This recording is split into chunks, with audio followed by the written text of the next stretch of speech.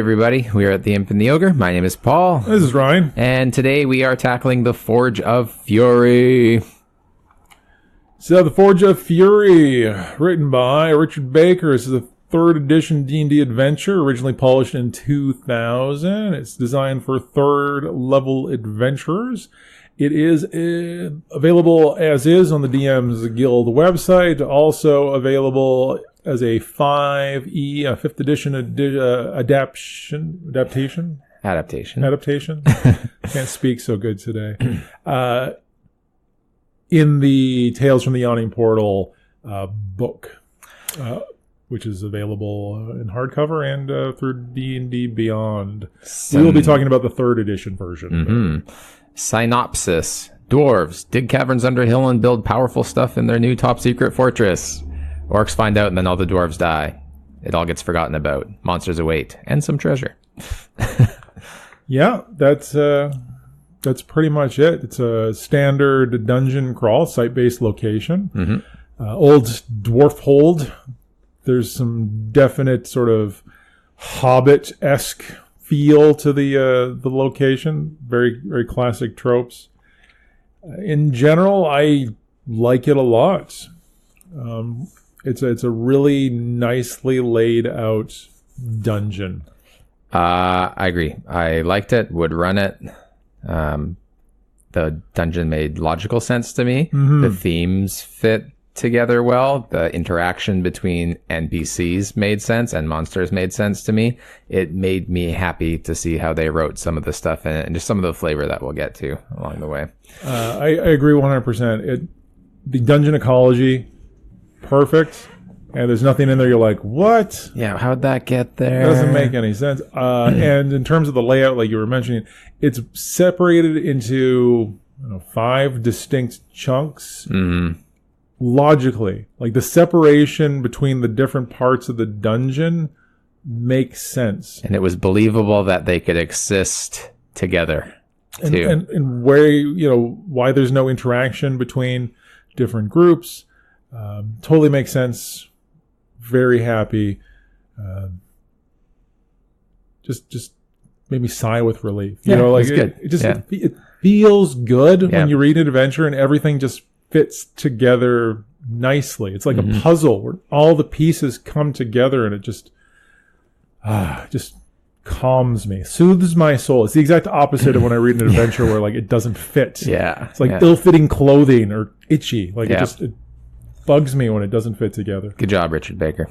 Yeah, it's just really, really nice. I guess the only complaint I have is that this adventure has a dragon in it, and I always have mild complaints about... That being said, I was thinking about you when I was reading this, and they write the dragon encounter properly. Yes. So, yes, there's a dragon. You have 0% chance of victory. I wouldn't say 0% chance. It's a low percentage chance. Yeah. But I would say, yes, that as written, the likelihood of dealing with the dragon without a lot of preparation, it's definitely in the slim to none category. Like the dragon... There is a dragon written into the adventure. The adventure is not written around the dragon. Yeah. Right? So it's an optional encounter, I guess, is the way to think about it.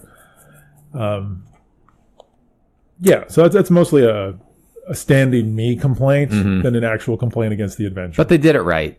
He did it right, you know? So hooks for the adventure. There's a couple. Yeah. So there's the classic we found the map hook to lead you to this. The other one is... a broken blade has been found by a noble bearing dwarven smith marks. The NPC asks the PCs to locate this forge and offer you rewards. Mm-hmm. And there's a third hook that you could use, which that orc raids continue to be happening.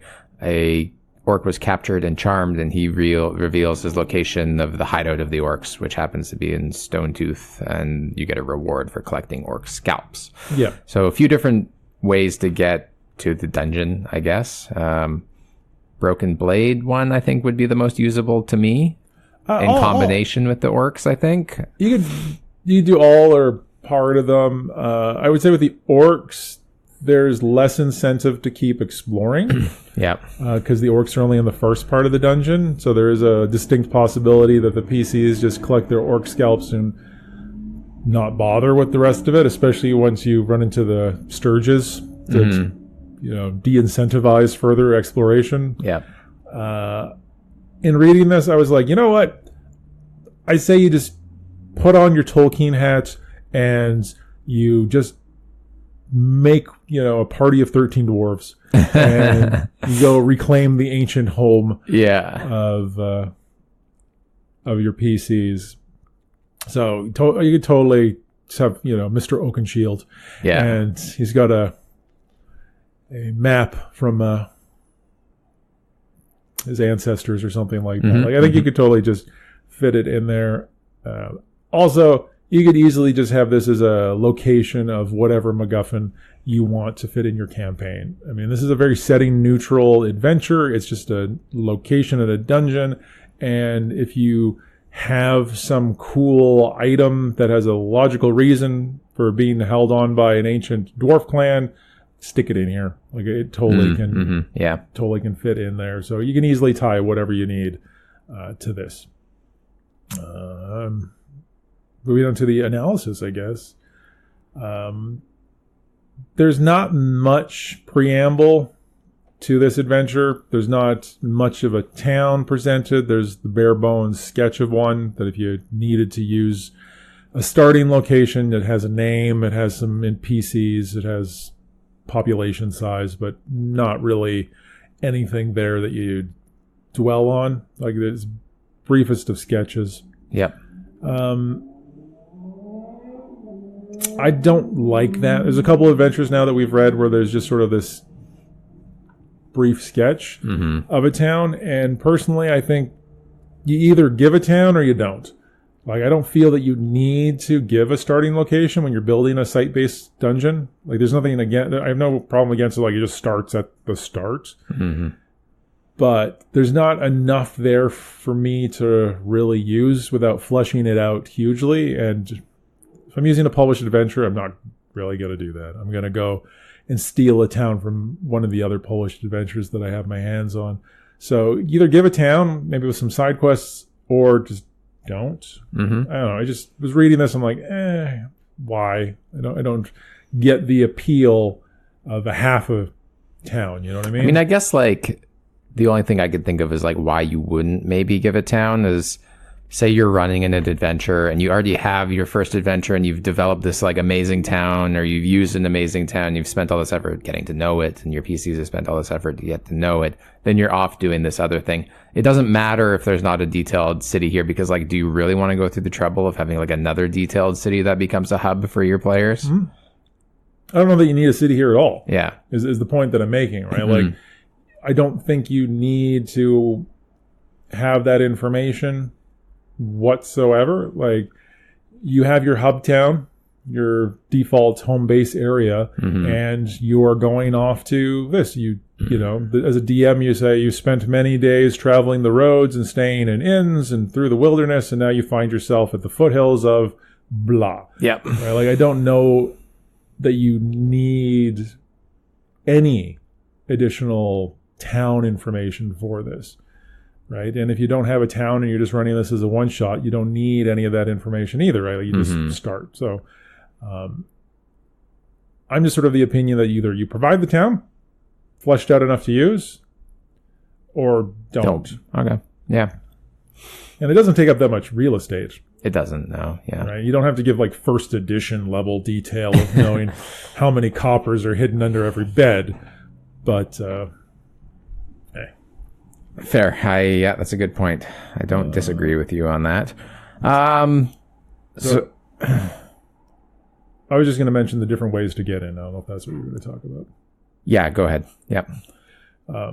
So in terms of entry into the dwarf hold, there's a bunch of different options.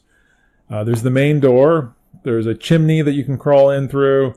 There's an aquatic access that's used by the dragon that the PCs are pretty much never going to fine. Yeah. At least initially, I could see a situation where like they're defeated by the dragon. They're like, "How did a dragon get in there?" And then you do Go some and investigate later. investigating and camping out, and then you could find the dragon entrance. And then in the history of this place, it was besieged by an orc army, and the dwarves held them out, but they were eventually overcome because the orcs tunneled in through the side and overwhelmed the dwarves from that entrance. So there's also an orc tunnel.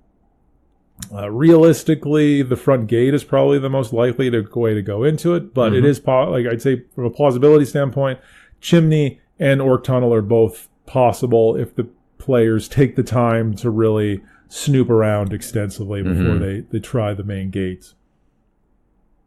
And I must say, the point I wanted to make, I guess, regarding that is I didn't appreciate the flexibility that provides. Also, as just a general dungeon, if you wanted to use it for something else, it gives you a lot of flexibility and reuse because you have all of these options built into it. Yeah. Yeah, I think the mountain door is probably the way that people would end up going. Well, that's where the path leads to. Yeah. The thing is if you don't do it properly, it's going to be a big problem. Yeah. So, there's a couple orcs bickering at the front of or not paying attention, I guess. So if you kind of rush up to them and they notice you, they can close the door behind you, and then you get pelted with arrows through murder holes, which is, I think the door is real big and heavy and would be hard to open. So you can lock, right? Like you're just locked outside. Yeah, so you'd have to use magical means to get it open, or leave and then wait and watch and come back eventually. I think you are rewarded if you do recon here as well, because there's patrols that you can see big groups of orcs coming and going, which affect encounters later on in the dungeon. So, but if you do manage to get in, the first thing of note that I had was the rope bridge, which I think would be a difficult entry encounter. Yeah. I was seeing if there's anything I wanted to add about the front door. Yeah, I think you covered everything. The rope bridge aspect of it, I liked. Well, actually, you explain that trap, and then I'm gonna before we get. Well, right when you get in, basically, there's like a massive rope bridge that you have to cross, and there are orcs on the other side shooting arrows at you, effectively. You have to make. So you need to make a DC to cross the bridge, and if you fail by more than 5, you can fall off. But you need to make 2 checks, I think. Fail 2 checks in a row or something like that. Anyway, it's a bunch. But you kind of end up falling to your doom, and you have to make another check when you get hit by the arrows. So I think it could be a problem to get across the bridge if you didn't have a way to deal with the archers right away. And I think, again, there's like murder holes that they can shoot at you from in this area. So it's a highly defensible main entrance by design, right? Like this was a dwarf hold. I mean, then that's sort of the theme that runs through this is it's full of dwarf traps and defensive areas and what have you. Yeah, so I could easily see the PCs being repelled in their first part of this and having to leave and think about it the next time, which might lead them to explore and finding another entrance, or figuring out a better way to do it, really. I also like the fact that by design, the first level here gets chain pulled. Like there's a timeline for combat for reinforcements, and room by room, effectively. Round 1, these orcs move in. Round 2, these orcs are here. Round 3, all the way up to like round 12 or something like that. So the longer the fights go on, the more of the orc defenders arrive, which is always nice to see, because one of our complaints is always, when an adventurer says, "Oh, they always fight each other, so nobody goes to check the death screams of their, colleagues, because it just, it's common practice." So I liked that aspect, that it starts really with a bang if you're not quick and quiet. And even if you're quick and quiet, eventually the alarm's going to get sounded, and then sort of the gauntlet begins.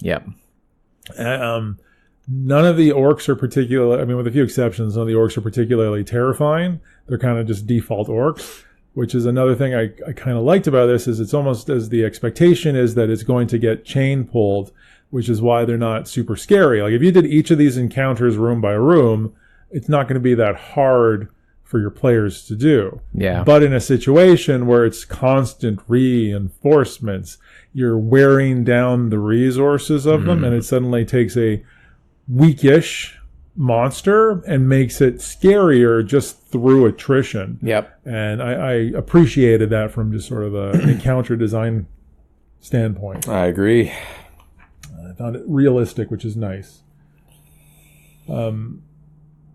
So I expect that the players shouldn't have too much difficulty, even with the chain pull, right? If you're a group of 4 or 5 third-level PCs that are reasonably synergistic and don't run afoul of the rope bridge, like you can get to the right side of that rope bridge before things get too crazy, you should be able to deal with the chain pull and the orc chieftain. Anything else in the main floor here? Oh, there's prisoners.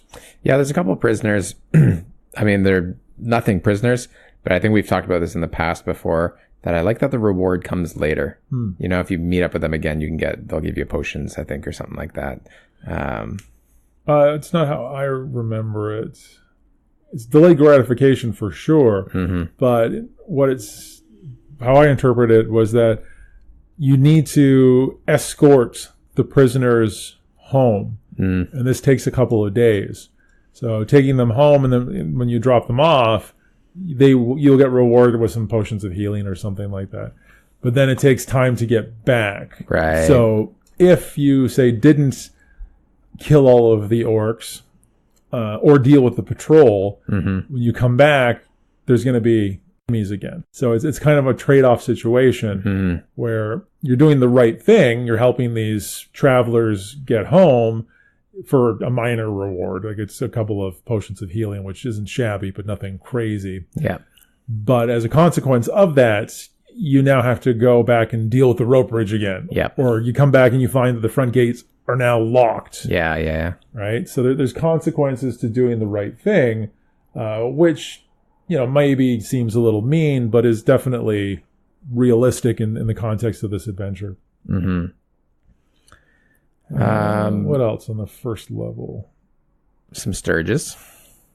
Yeah, so the separation from the main floor to Glitterheim, the next area of it, is a stairwell that descends downwards, and there's Sturges protecting it.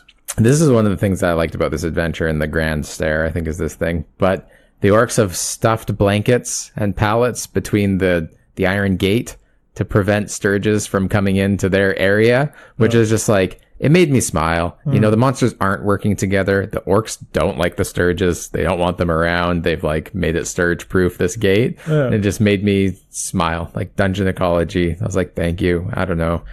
Just as pleasant to me. I also like the small comment by it's like a fire trap, the bellow alchemy fire thing. Oh, the door trap. Big fan. I made a note of the big door trap. You can describe the door trap, but if at some point you can get caught on fire, but the writer just made a note. He's like, character set on fire by the trap. Don't have to worry about Sturges. But yeah, I do want to talk about the trap a little bit here, in that it's just a fake door, right? So you pull, try to open the door, and instead of it, I guess as it opens, it sets off a trap whereby flaming alchemist fire sprays all over the individuals in front of the door, lighting them on fire. And this is telegraphed by the fact that there is scorch marks and skeletons in front of the door. So there's no good reason that your players should really run afoul of it. But I did like the descriptive aspect that if you do bypass the trap and you go beyond it, all that's in the next room is the machinery for dealing with the trap. Yeah. And then I think you can recover a couple of doses of alchemist fire because, the vat's almost empty or what have you. Well, this is one of the details that we complained about in the last one, is that information was provided in the dungeon if your characters explored that there was nothing for you to go off of, right? Oh, you mean in the White Plume Mountain? Yeah. So like there's machinery creating alchemist fire, but it actually describes in the adventure, like if your players want to try and retrieve the reagents, they have to spend this amount of hours trying to do it and mixing the chemicals, and they might get this amount of this out of it, right? It's like they didn't just put something in there and then assume that the person running the adventure would be able to ad hoc figure it out, you know? It's like they added something and left information for you in case your players wanted to explore it. It's a nice touch, and I appreciate it. And it doesn't take that much time, you know, and even doing it for yourself doesn't take that much time, but in a published product where you kind of just want it to be plug and play, it's nice to see that level of detail. Right? And I think it's an appropriate level of detail. It's not exhaustive. It's a short little paragraph with details, but it just, every door that you can open, you should have a description of what's behind it. Like, I don't think that's too much to ask for. Yeah.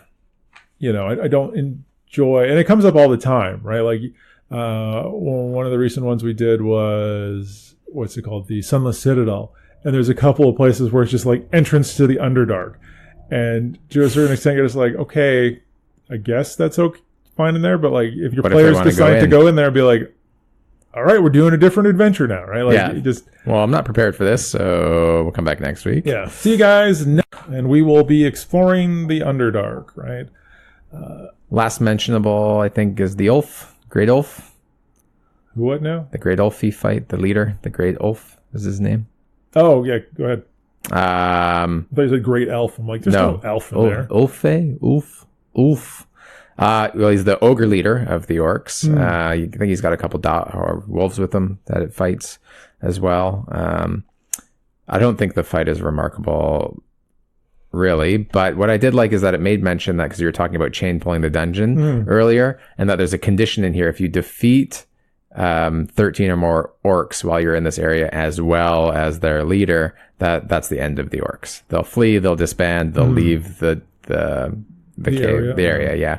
But if you don't meet those conditions, another orc will become the leader. So if you go deeper in, they will remobilize and be ready for you to come back out later on if you come through the same way. I like that there's like a win condition in the first part of the adventure, that you can actually succeed and get rid of things. Because you always kind of wondered, like, what happens to the monsters after? At least I do sometimes, you know? Yeah. There's actually like conditions in which they would stay and conditions in which they would leave and try and reinforce, because they obviously like being there. Yeah.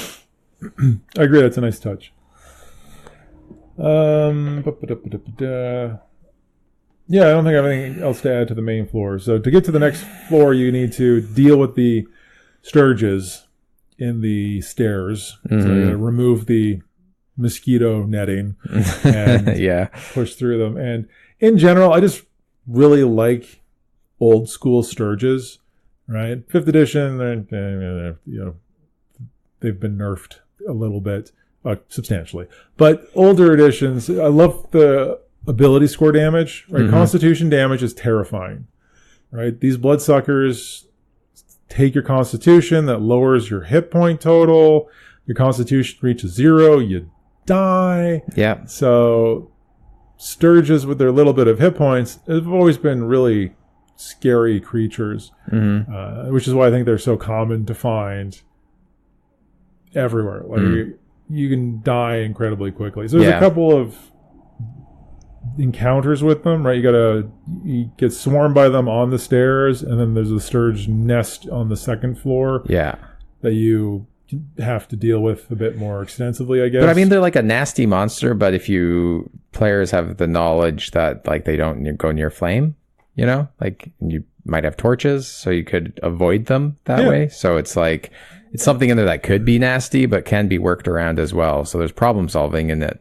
Well, if your players have the appropriate, say, knowledge skills, and there is the alchemist fire that they can get their hands on. So that's all Gucci. Anyways. All right. So, sorry, I was just looking at something here. So the Glitterheim is the Troglodyte level is how I... I put it as the inhabited by Troglodytes. Yeah. So in terms of the second floor, I thought it was fine. Yeah. Again, like I didn't have any major complaints. So this is the level that has the the orc tunnel is on this level. So if the PCs come in via that entrance, this is where they're going to come in. Again, this totally makes sense of how you can have the separation of the different monsters, right? Because the Troglodytes and the Sturges, for that matter, use the orc entrance to get in and out, whereas the orcs use, or the old orc tunnel, right? There's two different groups of orcs here. Use the orc tunnel to get in and out, whereas the orcs use the front door. Front door, right? Yep. So, what else did I have to say around here? So you can fight some Troglodytes. You can fight their chieftain. They have a big lizard down there. Might get eaten by him. Oh, one thing I liked is that to get into the Troglodytes area is you have to crouch to get into the tunnel, right? You can't just walk through it. And reading that, it doesn't explicitly lay it out, but that's the type of thing that should have some sort of disadvantage to combat. So if this is 5th edition, I'd say you have disadvantage. Yeah. Making it a much more defensible point for the Troglodytes. I mean, that's the whole point of making somebody, crawl into an entrance, because in real life, what happens if someone has to crawl into your entrance? Well, you just stand by the entrance with a two-handed sword, and as soon as their head pokes out, you cut off their head, and then rinse and repeat. Yep. Now, you can't just coup de grace randoms in D&D ever. Believable it would be as if it actually happened.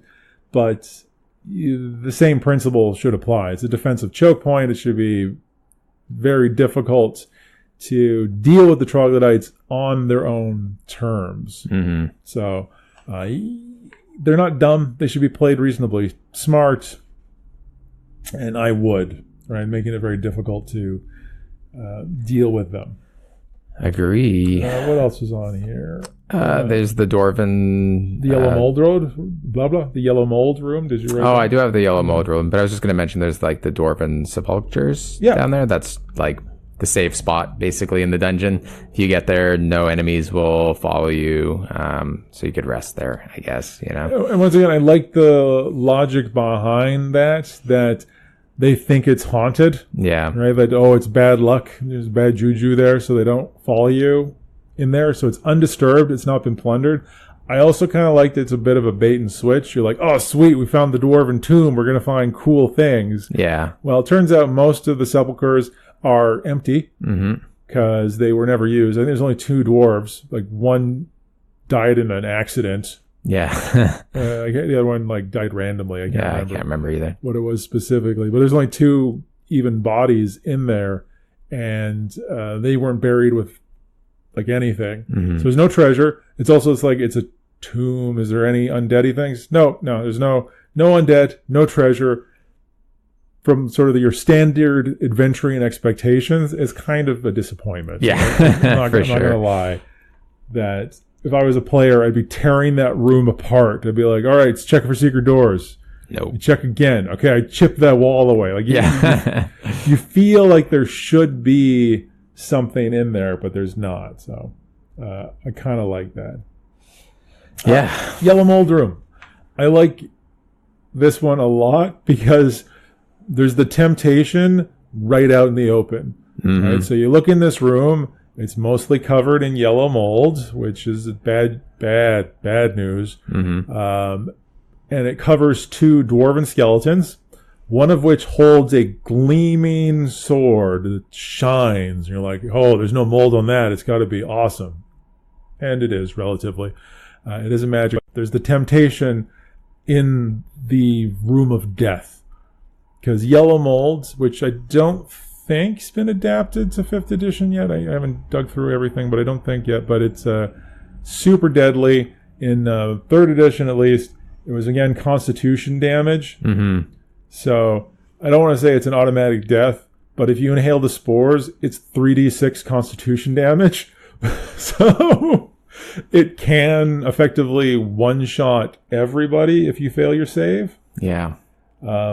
So how do you and there's non-going in the room ways of retrieving the sword.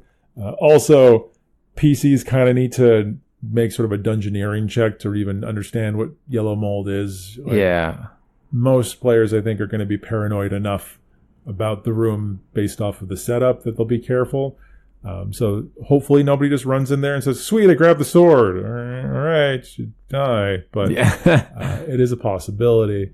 Now, I did have a note about the sword, because if it does get retrieved, you find out it's a +1 bastard sword. And I find, for whatever reason, that bastard swords are very common as magical items in adventure. Like, I find that they're overrepresented for whatever reason. And it bugs me. Because bastard swords, in I think every edition, are exotic weapons. So unless you blow a feat in earlier editions, I'm not sure how it is in 5th edition, to be able to use it properly, you have to use it as a two-handed sword. Yeah. If you have the proficiency in it, you can use it as a one-handed sword. So basically, without the proficiency, it's a bad two-handed sword. It does, I think, 1d10 instead of the 2d6 that you'd want from a two-handed sword. And if you do have the proficiency, it's a slightly better long sword. Yeah. So I don't understand why, it's so common. Like, can't we just have a long sword? Also, it's a dwarf. Shouldn't it be a hammer? Right? Like, that might just be stereotyping. But in my mind, dwarves are axes or hammers or maybe a morning star. Yeah. Right? But I don't envision a lot of swordplay with the dwarves. Even though I know, like, Thorin in The Hobbit used one, and swords are not uncommon in the lore. But in my D&D brain, if it's a dwarf and you're not using an axe, you're probably doing it wrong. Yeah. But that's just a... I mean, he only uses that sword because it's like a magical elf sword. I know, he's a dwarf using an elf sword, which really, it's not okay. Anywho, I read the type of weapon. I'm like, why does that come up so much? It seems weird. Just like exotic weapon proficiencies, just don't do it for me whatsoever. The actual like room of the Glitterheim, which is I think described as being fungal-y, but it might have verdigris on it or something. Yeah, like but I think it says you can not... actually eat the fungus in this room as opposed to the dangerous yellow mold in the last place. There's Gricks here. I think they'd be annoying to fight. Like they have. I consider them so non-consequential that I didn't even make note of them on my thing here. They can't be damaged unless they're damaged by magic or magical weapons. Well, good thing you got that sword. Yeah, and they ignore the first 15 damage of an attack. If it's not a magical weapon. Yeah. So they're tough. Could be a bit of a pain, but the only other thing in this area that I liked was the slippery slope effect. There's slippery moss that's covering the floor, and you can slip on it and fall. Well, that's on the stream, right? Mm-hmm. So from this point, you can get to the Foundry, which is through those doors. Yep. Or down to the sinkhole. Yep. Which you follow the stream that basically forces you to go through the Troglodyte area and deal with the Troglodytes. Follow a stream, and then there's a sinkhole that you can fall into, or there's a spiral staircase that goes beside it. So that's the potential where if you're coming along there, or you're fighting, or I think they said, like, if you become unconscious and fall in the stream, you just automatically get dropped into the lake below or pool below. You won't die from the fall. It's not that far. So from here, to get further along, you need to get through the Foundry. Mm-hmm. The Foundry door is locked, which is what has separated the Troglodytes from the next area. Mm-hmm. It is pickable. It has a very high difficulty DC for it, but possible at this level. I think I think a thief can hit a DC 30 by 3rd level, with a little help maybe. Yeah. Or just knock. Like, you can use a magic spell and it will open. So it's not like it's physically it's not magically stopping you. Yeah. If you can't overcome those two options, there is a key that can be found right in the sinkhole, which would be something else to check out. Otherwise, if you're able to bypass the door, the sinkhole becomes an optional component of the adventure, which would be a shame because the roper setup in the sinkhole is beautiful. Mm-hmm. right? So the ropers are basically like stalactite-looking things that drop tendrils down that strangle and eat things. And what I liked was the design notes associated with this component, that this monster, which you don't actually have to fight, like it's not directly blocking your path, but this monster is most likely too difficult for 3rd or 4th level adventurers. And it states that your players fight it, someone's going to die. Mm-hmm. And that's the point. Yeah. Right? The logic behind including this monster is that sometimes you shouldn't fight a fight. Right? It's to instill a bit of danger in your players and to have them, like, you witness the roper do its thing. You're like, oh, sweet. I don't want that to happen to me. You're like, geez. Yeah. And then they can opt into a fight. And I think it's an important lesson to learn that if you can avoid a fight, avoid a fight. Mm.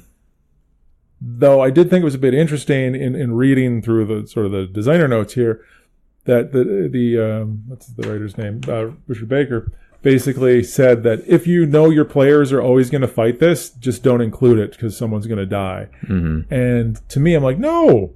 If your players attack everything, that's the whole reason to have this monster, right? This is a lesson. This is a teachable moment where, you shouldn't fight everything all the time. Now, part of the issue with that is D&D, this edition and later editions, is designed about killing things for XP. So how do you advance? You murder things. So the whole roper encounter is good, though. Like, I thought it was good from start to finish. I think it's too good to leave out at all because, like, if you get knocked unconscious in an earlier thing and it's swept away in the river, the roper grabs you. Yeah. And it's intelligent and is willing to bargain and talk to you. And if you're perceptive, you can catch it fishing.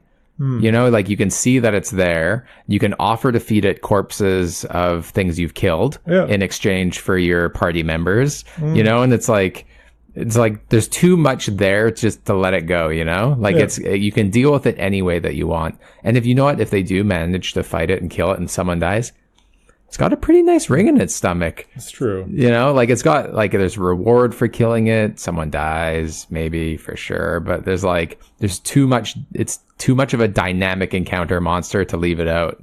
Mm-hmm. Well, I definitely think you should run it. And I think your party should be punished if they, take the fight, that they don't need to take the fight. And then that's the point is, sometimes you don't need to take the fight. Yeah. Right? So don't take it if you don't need to take it. Mm-hmm. It's not what you're here for. But regardless, the only other important thing down here is basically you find out that down here is the prison cells, and in one of the prison cells is a corpse of a dwarf that's in the description was like a captain of the Dwarven group that was here, was brought down by the orcs for later interrogation, was forgotten about, and then basically died from dehydration. Mm-hmm. And I was reading that, I'm like, I didn't need to know that. You didn't need to spell it out for me. I'm like, that's sad. Yeah. That's really depressing. Yeah. I don't care for that. But regardless, this corpse has the key, and that's the other way that you can get through to the next level if you didn't manage to bypass the door through other means. So if you enter the Foundry, the thing that I liked about, when you first come into the Foundry, it really feels like it's a place that dwarves built. Mm. And you can hear, there's Durgar down here, but there's you can hear them working the forges. They're down there doing something. Mm. They're not just there for no reason, hanging out, waiting for someone to show up to do, they're trying to reforge and find the magic of the people that used to forge there again. Now, the one thing about the Durgar that sort of threw me is, how did they get here? I can't remember. Did it spell it out anywhere? Did you catch that? No, I don't think so. Yeah. Because the only ways into this area was because there's not a random tunnel to the Underdark. So they didn't come in through the door, right? And they didn't come in through the dragon lair. So how'd they get in there? Shrug, I don't know, but like it bugged me. Like there was one thing that was like, really? Yeah, fair enough. But I liked how they were played, though. They weren't there like they're kind of cunning. Like they're intelligent. Yeah, like they didn't want to. They didn't want to fight. They didn't want to die, and they would always try and negotiate to get themselves into a favorable position. Yeah. So they're not mindless attacking creatures. Yeah. They won't let you get to where you want to get to, so you're basically going to be forced into conflict with them. Like you can negotiate to explore part of their area, but I can't remember at what point they say, no, you can't go beyond that. Right? There's some door that they're just like, no, you don't get to go further. So you're probably going to run into conflict with them eventually. They're nasty little monsters, if you will, or dwarves. Their invisibility and enlarge person innate abilities make them pretty nasty, right? Because being able to turn invisible gives you a huge advantage when you're trying to be sneaky and to get around individuals. There's not a lot of them. It's a small little band that's basically trying to get the forge up and going again. It's fine. I mean, there's something that particularly struck me as being out of place or wrong about the situation. Mm-hmm.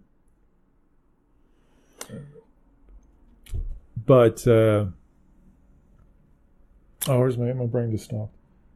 Oh, one thing I wanted to mention is like I really enjoyed the lore presented for Duergar that was in the Mordenkainen's Tome of Foes when they expanded upon the dwarves and the Duergar.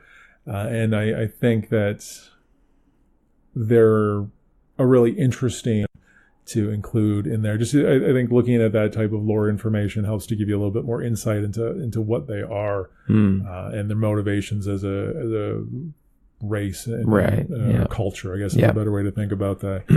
But from my recollection, there's really no way of dealing with them other than just fighting, right? Other than just conflict. I mean, I guess you could just be like, I don't know, do your thing, and try and negotiate, have a conversation about why you're both there. Yeah, but I mean, at this point, like, regardless of if you're using any of the default hooks, there's no real reason to keep exploring. Yeah.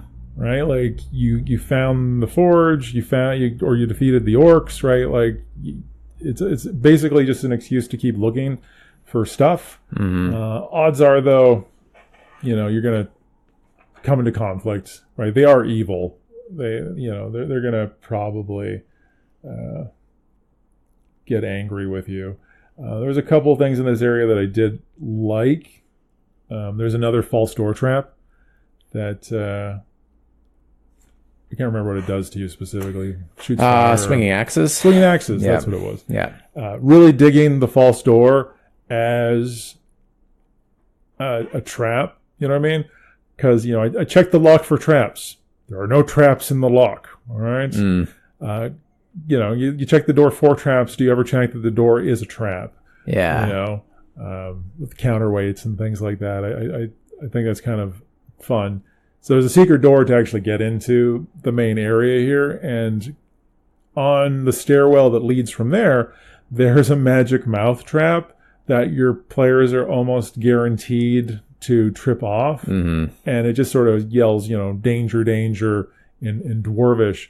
So you can't really sneak up on these enemies. Like, and in reading them, I'm like, man, magic mouth traps are not used nearly enough. Just or alarm spells even, just to set warnings. Like, it's really clever usage of spells, and you think that any enemies that have spellcasting ability and are intelligent would just have these up by default all the time. Yeah. Right? It should be the most irritatingly common thing that you encounter when dealing with intelligent enemies, and it rarely happens. Mm-hmm. I agree. I like the desecrated shrines that were down in this area, where the lore behind it. I mean, you may never figure this out as players, but there's the old cleric, the dwarf cleric, Arundel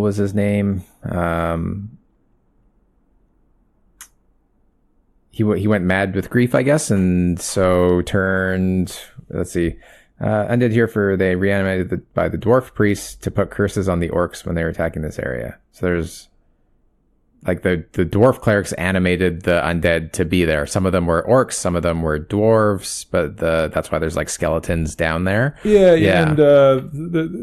And I also like the animated objects. Yeah. That the dwarf cleric made, and then eventually he died and turned into an Alep, which is another. It's like a undead ghosty thing. So. Once again, there's internal logic to the area to explain why there's undead down there. So the animated object traps are always just sort of fun.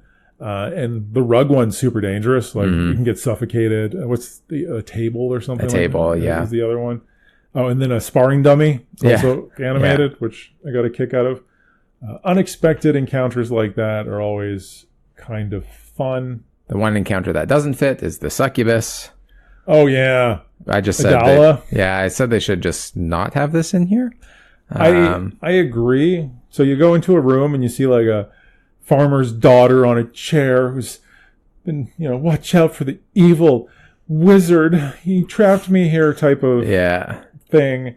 And at some point, apparently in the past, there was another adventuring party that came in here and a wizard died, but with his dying breath summoned and bound a succubus to this room because he was crazy or something. Like the logic behind it is ridiculous.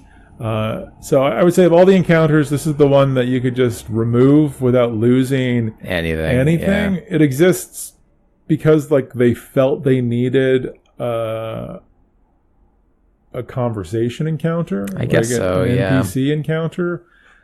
Because basically she just needs, I can't remember the terms of, she needs to be freed by somebody who's good. So she just needs a good member of the party to help her out of the room or whatever it is. Yeah. And then she just like laughs and leaves. Or if you're feeling particularly cruel, she'll charm and kiss somebody to like, I can't remember the consequences of succubus kiss or drain their life force and then take off. Yeah.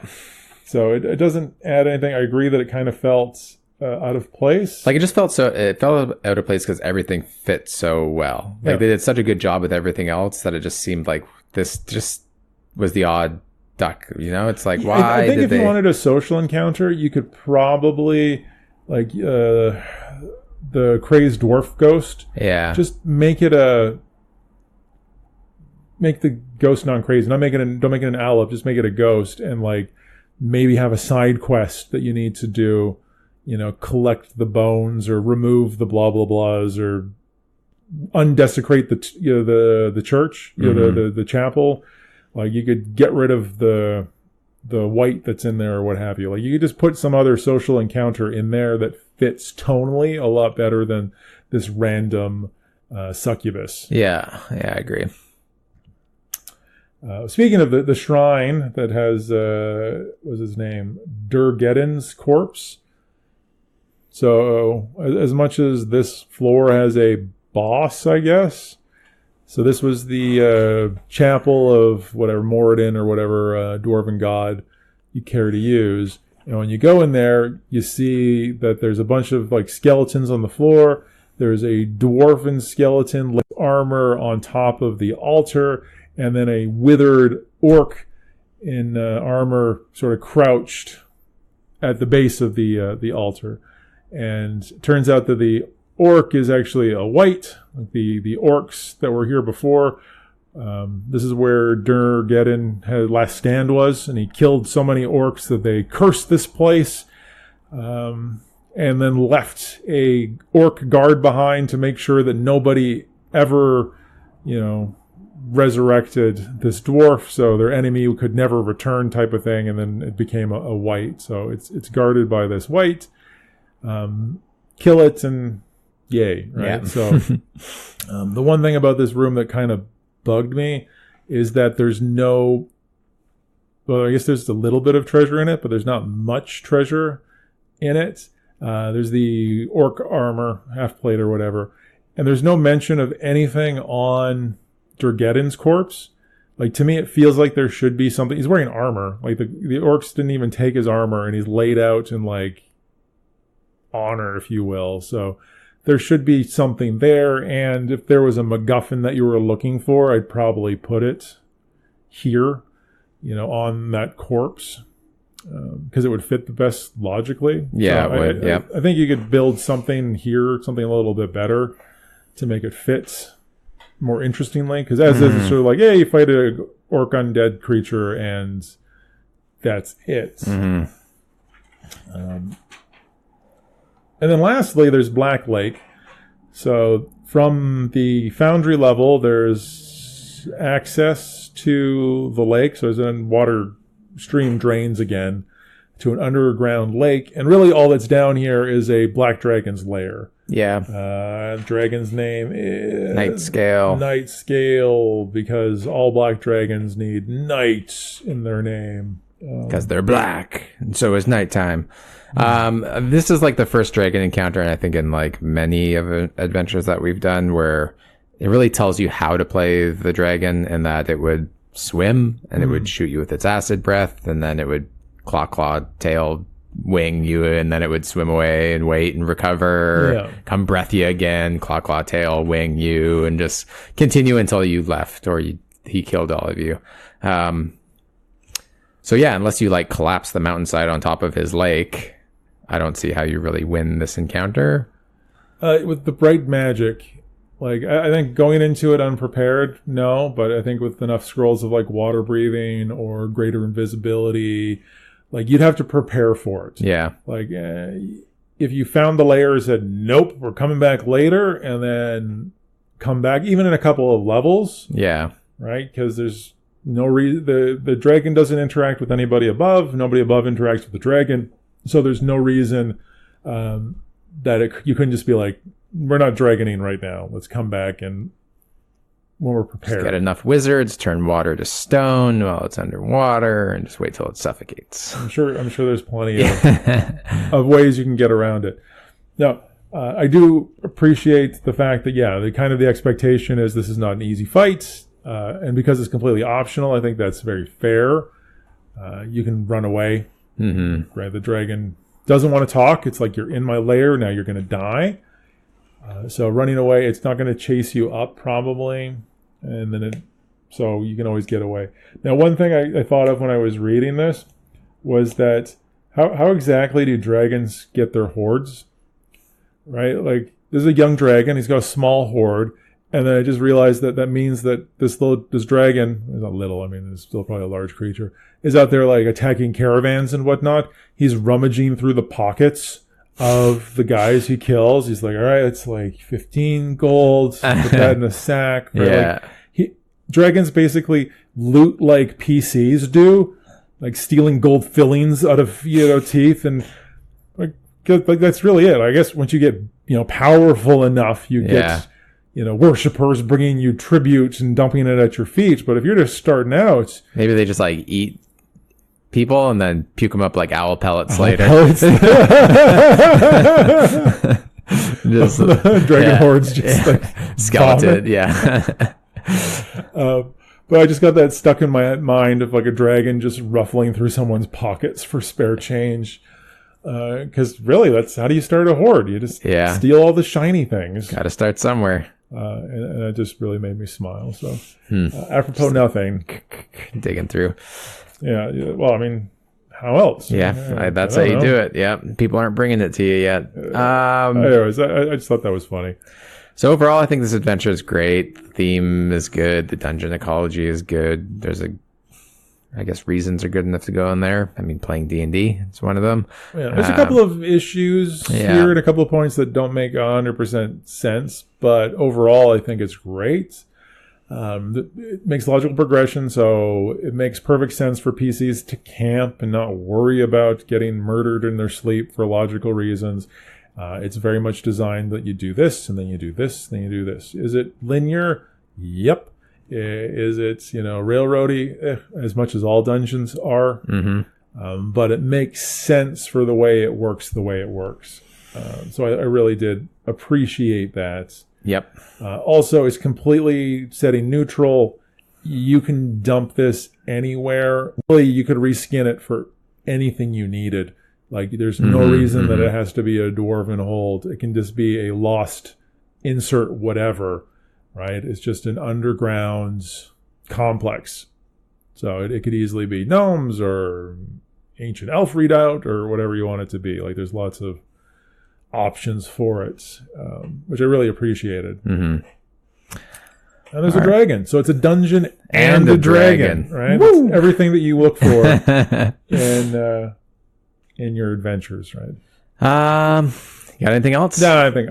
All right, guys. As always, thank you. If you have suggestions or comments, you can email us at theimpandogre@gmail.com or get us on the Twitters at the Imp and Ogre. And next week we are going to tackle Jacob's Well. Thanks for listening. Thanks.